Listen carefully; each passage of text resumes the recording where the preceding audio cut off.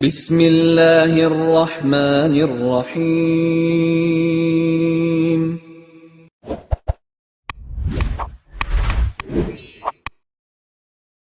السلام علیکم ورحمۃ اللہ وبرکاتہ۔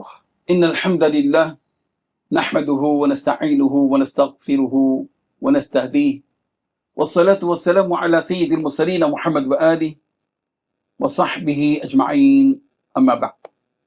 حاضرین و ناظرین، یہ درس حدیث نمبر 287 ہے، 287، اور عنوان ہے حضرت یوشع بن نون علیہ السلام حضرت موسیٰ علیہ السلام کے خلیفہ اور جانشین تھے۔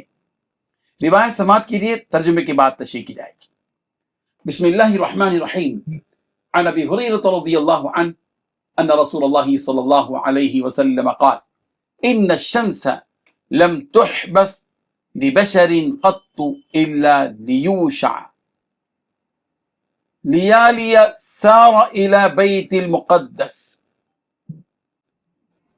حضرت یوشع علیہ السلام ایک عظیم جہاد میں مشغول تھے۔ جب فتح قریب تھی تو سورج غروب ہونے لگا، چونکہ غروب کے بعد رات داخل ہوتی ہے، اور بنی اسرائیل کے لیے شریعت میں رات کو قتال کرنا، رات کو جنگ کرنا ناجائز تھا۔ اس لیے اگر سورج ڈوب جاتا تو جہاد ادھورا رہ جاتا۔ تو حضرت یوشع علیہ السلام جو اللہ کے نبی ہیں، انہوں نے پروردگار سے دعا کی کہ پروردگار یہ سورج نہ ڈوبے یہاں تک کہ آپ کی نصرت مکمل ہو، اور جب تک کہ دشمن مغلوب نہ ہو جائے۔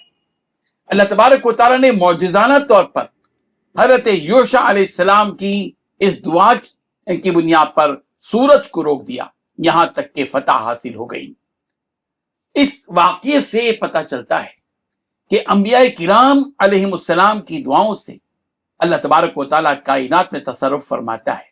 یہ معجزہ جو حضرت یوشع علیہ السلام کا تھا کہ سورج غروب ہونے کو ہے مگر جنگ جاری ہے اور ابھی فتح نہیں ہوئی ہے اور فتح کے قریب ہے، حضرت یوشع اللہ تبارک و تعالیٰ کی طرف رجوع ہوتے ہیں اور پروردگار سے یہ مانگتے ہیں کہ پروردگار سورج اس وقت تک نہ ڈوبے جب تک کہ دشمن مغلوب نہ ہو اور جنگ کا نتیجہ سامنے نہ آ جائے۔ اللہ تبارک و تعالیٰ نے سورج کو روک لیا۔ یہ حضرت یوشع علیہ السلام اللہ کے وہ نبی ہیں کہ جن کی دعا پر پروردگار نے سورج کو روک دیا تھا، اور جب حضرت یوشع علیہ السلام کی فوج کو فتح ہو گئی اور یہ غالب آ گئے اور دشمن مغلوب ہو گیا تو پھر سورج ڈوب گیا۔ یہ معجزہ اللہ تبارک و تعالیٰ کی قدرت کاملہ کو بتاتا ہے، اور حضرت یوشع نبی کی صداقت پر ایک واضح دلیل ہے۔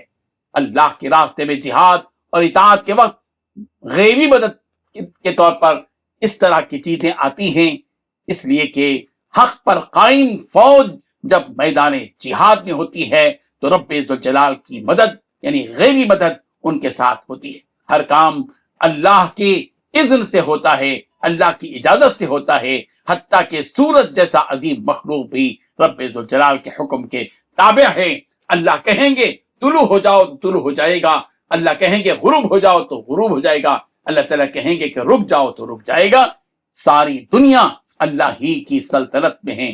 للہ ملک السماوات والارض، اللہ ہی کے لیے ہے بادشاہت آسمانوں اور زمین کی، سورج اور چاند کی، ستاروں سیاروں کی، آگ، ہوا، پانی، مٹی، ساری چیزیں پروردگار کے حکم کے ماتحتی میں ہیں۔ اللہ تبارک و تعالی ہمیں اپنے پروردگار کی قدرت اور اس کی طاقت کو سمجھنے کی توفیق عطا فرمائے۔